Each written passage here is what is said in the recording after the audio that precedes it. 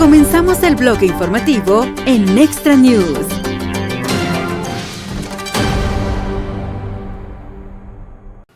We're fighting, as usual. You know how this administration works. It's the new roadblock. It's the new lawfare. It's the same thing that they tried with Tish James.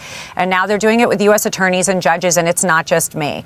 It's around the country, frankly, and this tradition that Senator Grassley is upholding effectively prevents anybody in a blue state from going through into Senate to then be voted on. Senator Booker and Senator Kim had absolutely every right to vote no for me for the U.S. attorney position. But I had the right as the nominee to get in front of Senate and to be voted on, to be vetted. I never even got there. Of course not. I was, according to them, unqualified. Why? Look at Hakeem Jeffries' tweet. Because I arrested a congresswoman for a charge of assaulting a police officer. And you know what? I stand by my work as the U.S. attorney, and I won't be intimidated by this type of political rhetoric. What do you want to say about Senator Tillis? Tom Tillis, a member of the Judiciary Committee, has stated publicly that if Chairman Grassley tried moving a district judge or U.S. attorney through the Judiciary Committee without a blue slip, he would oppose that nominee. And that means we would not even have the votes to pass a nomination like Haba out of committee because Tillis would vote no along with the Democrats.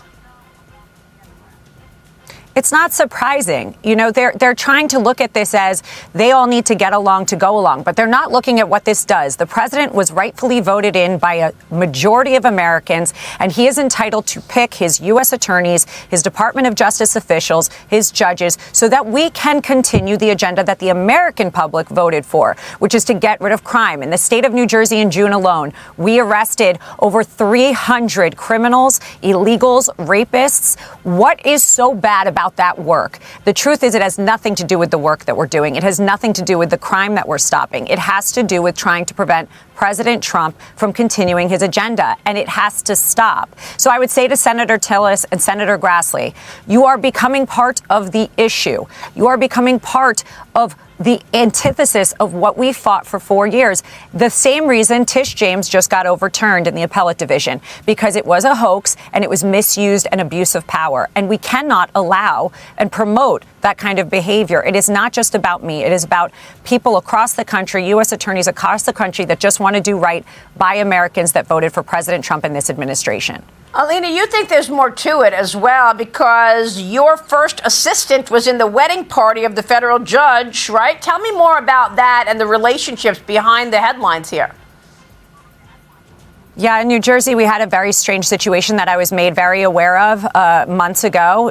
Yes, the Department of Justice official who was named to replace me was very close with federal judges that voted me out and voted her in. It was not a typical situation. It was not a partisan situation. It was solely, let's get our person in. What they don't understand is Article 3 judges do not pick the U.S. attorney for the state. The president, Pam Bondi, the attorney general, that's who picks it. And they had a collusion, a plan. I'm aware of it, and the Department of Justice is aware of it, and soon enough it will come out. It was inappropriate, it was unethical, and frankly, senators ordering the judges in tweets to vote against me was also inappropriate. And it was all because of one arrest I made, which I stand by. Wow. All right, Alina, we're going to be watching this story. We so appreciate your time this morning. Thanks very much for being here. Senator Cruz, your state is going to add, we think, I mean, you still need elections, you're going to add 5 Republicans. So the breakdown in your state will be 30 Republicans, 7 Democrats, 1 vacancy. In California, where they bypassed the Constitution, which was okay with the state Supreme Court, which is loaded with Democrats, it's going to go, they have 52 members. They're going to have 48 Democrats and 4 Republicans. So effectively, California will not be representing its people in any respect, any way you look at it. Texas, 30-7, almost looks like you're being way too liberal for the Democrats, if you ask me, when you look at what's happening in California. I'm being sarcastic, but you get the point. So this guy Newsom really is a fraud and a phony, isn't he? He's doing this for the Democrats. He's doing this for the hardcore leftists. But he is denying the franchise to millions and millions of Californians, isn't he? Well, Gavin Newsom is dishonest and he is a hypocrite. And if you look across the country, virtually all of the most egregious partisan gerrymanders in the country are perpetrated by Democrats. California right now today, 58% of California votes Democrat.